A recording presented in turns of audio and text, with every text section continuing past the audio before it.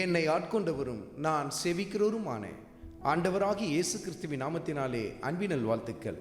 கிறிஸ்து இயேசுவுக்குள் மிகவும் பிரியமான அன்பு சகோதர சகோதரிகளே, எஸ்தரின் புத்தகத்தில் 9வது அதிகாரத்தில் 22வது வசனத்தில், அந்நாட்களில் விருந்துண்டு சந்தோஷம் கொண்டாடவும் ஒருவருக்கொருவர் வரிசைகளை அனுப்பவும் எளியவர்களுக்கு தான தர்மம் செய்யவும் வேண்டுமென்று திட்டம் பண்ணினான்.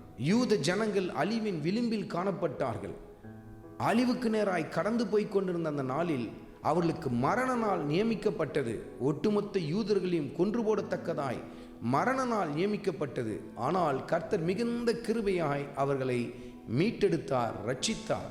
அந்த நாளை நினைவு கூறும்படி அவர்கள் ஒவ்வொரு வருடமும் கொண்டாட்டத்தில் ஈடுபட ஆரம்பித்தார்கள். மிகுந்த மகிழ்ச்சியோடு கூட அந்த நாளை அவர்கள் கொண்டாட ஆரம்பித்தார்கள்.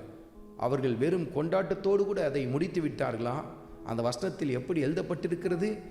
எளியவர்களுக்கும் வறியவர்களுக்கும் அவர்கள் தான தர்மங்களை செய்தார்கள் என்று சொல்லி எழுதப்பட்டிருக்கிறதை சற்று கவனித்து பாருங்கள். அருமையான மகனே, அருமையான மகளே, இன்றைக்கு உங்கள் குடும்பத்தில் நடைபெறுகிற சுப நிகழ்ச்சிகள், மிக குறிப்பாக பிறந்த நாளோ திருமண நாளோ அல்லது பண்டிகை நாட்களிலும் நீங்கள் செய்கிற காரியங்கள் எப்படிப்பட்டதாய் காணப்படுகிறது? மிகுந்த மகிழ்ச்சியோடு காணப்படுகிறீர்கள், மிகுந்த கொண்டாட்டம் காணப்படுகிறது. அவைகளெல்லாம் நல்லது தான். ஆனால் ஏழை எளியவர்களை அந்த இடத்தில் நினைவு கூறுகிறீர்களா? தான தர்மத்தை செய்கிறீர்களா என்பதை சற்று நிதானித்து பாருங்கள்.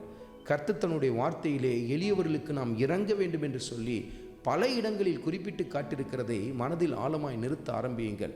கொண்டாட்டம் என்பது உங்கள் குடும்பத்தோடு கூட நின்று விடாமல், உங்கள் உற்றார் உறவினர்களோடு கூட நின்று விடாமல், ஏழை எளியவர்களுக்கும் கடந்து போகத்தக்கதாய் தான தர்மங்களை செய்ய ஆரம்பியுங்கள். கர்த்தரிடத்தில் நிறைவான ஆசீர்வாதத்தை பெற்றுக்கொள்வீர்கள். ஆண்டவராகிய இயேசு கிறிஸ்துவின் கிருபை உங்கள் அனைவரோடும் கூட இருப்பதாக. ஆமென்.